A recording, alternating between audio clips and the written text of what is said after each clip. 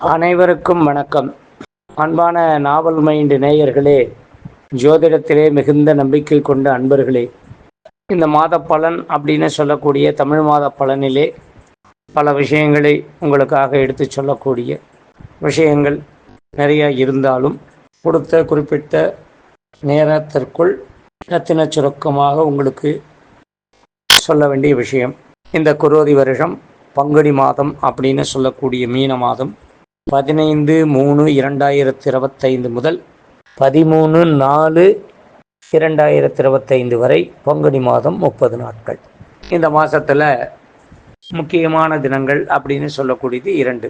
முதலில் வருவது ஸ்ரீராமநவமி. மற்றபடி மாதம் வரக்கூடிய சங்கட சதுர்த்தி, பிரதோஷம் இந்த மாதிரிலாம் இருக்குது. இதில் முக்கியம்னு சொன்னால் முருகப்பெருமானுடைய பங்குனி உத்திரம். அது 11ஆம் தேதியும் வருது, 12ஆம் தேதியும் வருது. உங்களுடைய அருகாமையில் இருக்கக்கூடிய முருகப்பெருமான் ஆலயத்தில் என்னைக்கு பண்ணுறாங்க அப்படிங்கிறத பொறுத்து. ஏன்னா நட்சத்திர பிரதானம், திதி பிரதானம்னு இருக்குது. நட்சத்திரம்னா உத்தர நட்சத்திரம், பங்குனி மாதத்தில் வரக்கூடிய உத்தர நட்சத்திரம் பங்குனி உத்தரம். சில கோவில்களில் பௌர்ணமி திதியும் பங்குனியில் வரக்கூடிய பௌர்ணமி அந்த உத்தர நட்சத்திரத்தை சேர்ந்து செய்யக்கூடாது.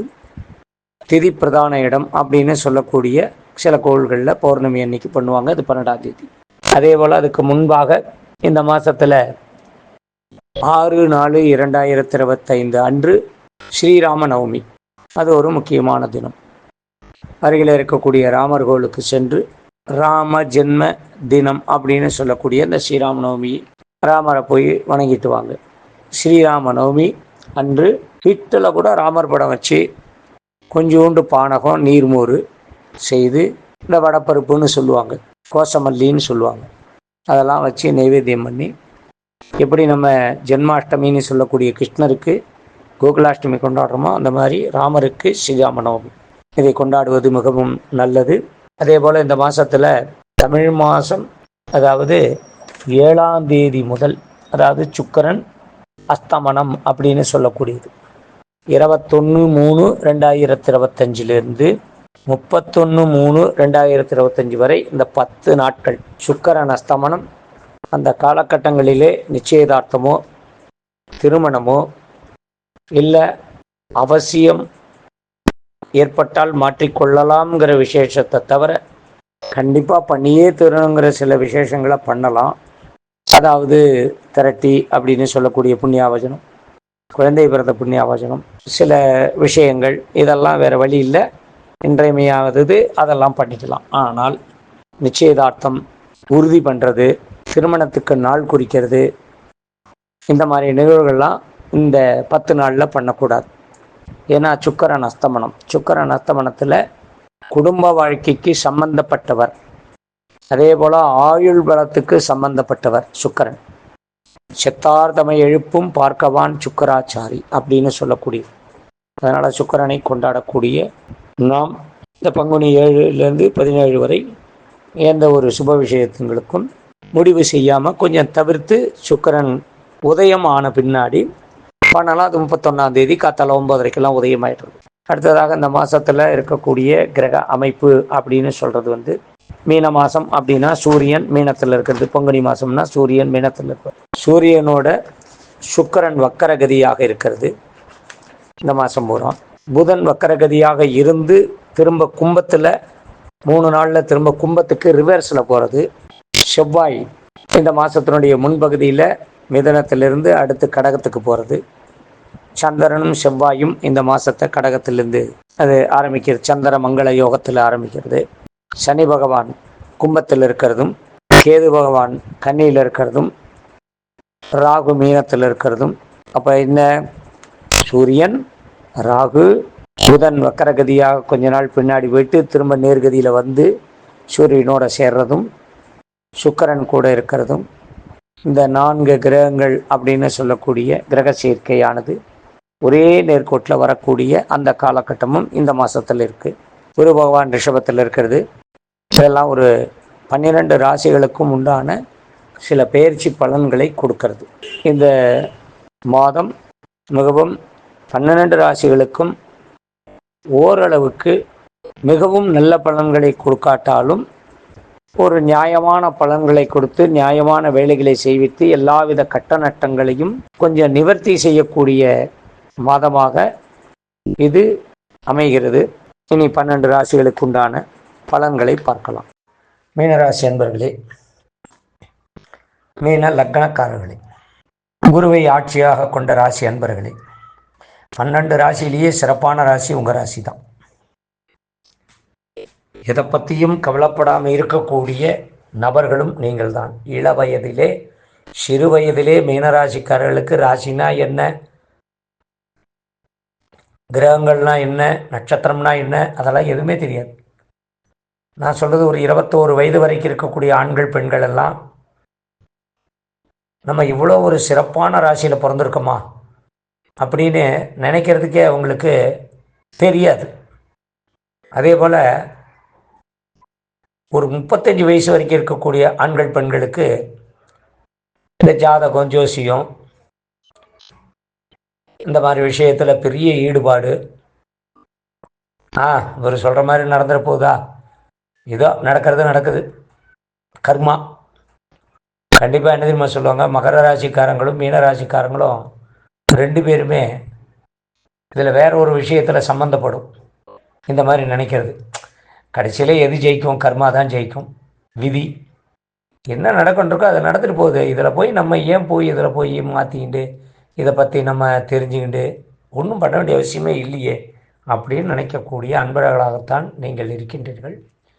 அதனால் படிக்கிறவங்க அவங்களுக்கு எந்த டிஸ்டர்பன்ஸும் கிடையாது, நல்ல முறையில் படிப்பாங்க.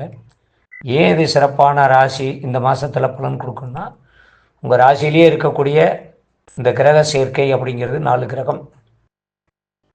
சூரியன், ராகு, புதன், வக்கரகதி, நேர்கதி, சுக்கிரன், வக்கரகதி, இதெல்லாம் எப்படியோ, அதாவது ஆரம்பத்தில் எதாக இருந்தாலுமே மாதத்தில் ஒரு 15 நாள் 3 கிரக சேர்க்கை, அப்புறம் 4 கிரக சேர்க்கை. புதன் வக்கரகதியாக ராசியில் இருக்கிறது. அதுக்கப்புறம் திரும்ப 12ஆம் இடத்துக்கு போய் கும்பத்துக்கு போயிட்டு கொஞ்ச நாள் இருந்துட்டு திரும்ப மேலே ஏறி வர்றது. இது எல்லாமே ஒரு நேரம். ஆனால் எந்த கிரகமும் உங்களுக்கு உங்கள் ராசிக்கு பெரிய அளவுக்கு பெரிய பாடாப்படுத்தக்கூடிய சூழ்நிலைகளை உருவாக்காது. நிம்மதி பெருமூச்சு விடலாம். நிம்மதியாக எந்த காரியத்தை வேணாலும் செய்யலாம். உடல் ஒத்துழைக்கும், மனம் ஒத்துழைக்கும். செய்யக்கூடிய செயல்கள் எல்லாமே அதிகப்படியாக இருக்கும். இது மட்டும்தான் என்பி அப்படின்னு சொல்கிறோம். அதாவது குறிப்பு. அந்த குறிப்பு என்ன? சில கட்டமான விஷயங்கள் வந்தாலும் அதிகப்படியாக இருக்கும். நல்லது எந்த அளவுக்கு வருதோ அந்த அளவுக்கு கெட்டதும் வரும் அப்படிங்கிற நம்பிக்கை கண்டிப்பாக வேணும். இது பொதுவாக 50 வயசுக்கு மேலே தான் இதை பற்றிலாம் நினைப்பாங்க. அதுவும் இந்த ராசியில் அதிகமாக தொழில்னு எடுத்தீங்கன்னா அதிகப்படிமா வாத்தியார் உத்தியோகத்தில் இருப்பாங்க, ஆசிரியர்கள். இந்த ராசியில் ஒத்து வராத தொழில் என்ன அப்படின்னா, இந்த நிதி சம்பந்தப்பட்டது. இந்த ஷேர் மார்க்கெட்டில் நான் போய் அவ்வளோ பணம் போடுறேன், பிட்காயினில் பணம் போடுறேன், அப்புறம் என்னென்னமோ சொல்லுவாங்க. அந்த மாதிரி விஷயங்களெல்லாம் நான் பணம் போடுறேன், அதில் நான் உட்காந்து வேலை செஞ்சேன்னா அப்படி லட்சமாக சம்பாதிச்சிடுவேன் அப்படின்னு சொல்லி ஏமாந்து, இந்த தனுசு ராசியும் மீன ராசியும் ஏமாந்து போகிறது இந்த விஷயத்தில் தான். அதே சமயத்தில் ஒரு பொருளாதார நிபுணராக நீங்கள் உங்களை தயார்படுத்திக்கலாம். உங்கள் குழந்தைகளை படிக்க வைக்கிறது கூட நீங்கள் ஒன்றும் ஆசிரியர் இல்லைன்னா ஒரு பொருளாதார நிபுணர் இல்லை, அடுத்த இடத்துக்கு அடுத்தவர்களுக்கு சொல்லிக் கொடுக்கக்கூடிய சில விஷயங்களை செய்கிற ஒரு டியூட்டரா. இந்த மாதிரி வேலைகளுக்கு இந்த ராசியில் பிறந்த குழந்தைகளை தயார்படுத்தினா அவங்க ரொம்ப மெகோன்னு வருவாங்க. நீங்கள் பார்த்தீங்கன்னா ஒரு 1000 ஆடிட்டர் இருக்காங்கன்னா அதில் ஒரு 100 ஆடிட்டர் தான் பேரும் புகழோடு இருப்பாங்க. மீதி 900 பேர் அதுக்காக தொழில் செய்யலைன்னு அர்த்தமா? கிடையாது. அவர்களுக்கு வரக்கூடிய அந்த கிளைண்ட்டை வச்சு அவங்க திருப்திப்படுவாங்க, சந்தோஷப்படுவாங்க. அந்த மாதிரி தான். அதனால் இந்த ராசியில் எது கிடைத்தாலும் கிடைத்தது நல்லது அப்படின்னு நினைக்கக்கூடிய அன்பர்களாக நீங்கள் இந்த மாதத்தில் அதையே அப்படியே ஃபாலோ பண்ணிக்கலாம். எதையும் எதிர்பார்த்திருக்க வேண்டாம். பெண்களுக்கு குடும்ப விஷயத்தில் கொஞ்சம் நெருடல்கள், சிக்கல்கள், சங்கடங்கள் வர்றதுக்கு வாய்ப்பு இருக்குது.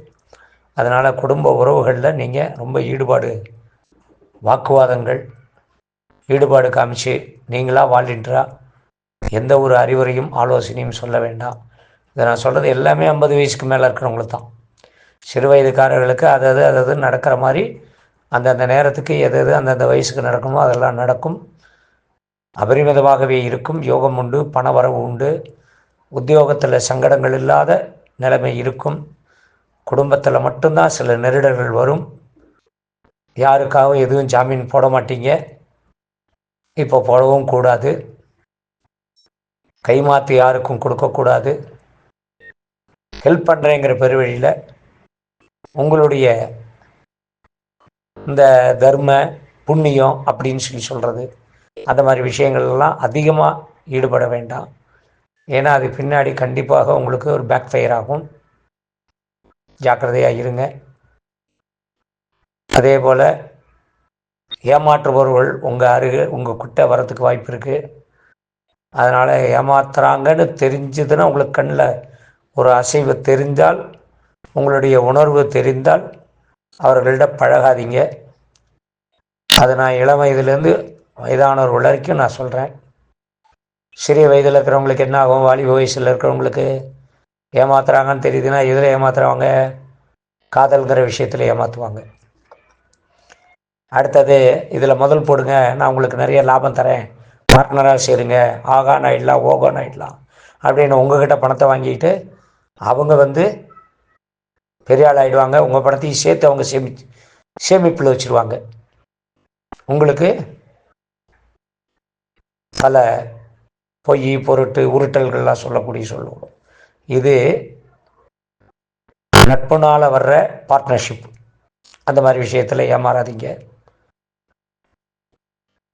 புதியதாக நிலம், அந்த நிலம் வாங்கிறவங்க கட்ட ஆரம்பிக்கலாம். இல்லை பொறுமையாக இருந்து சித்திரை மாதத்துக்கு மேலே கட்ட ஆரம்பிக்கலாம். நல்லது. நன்றி, வணக்கம்.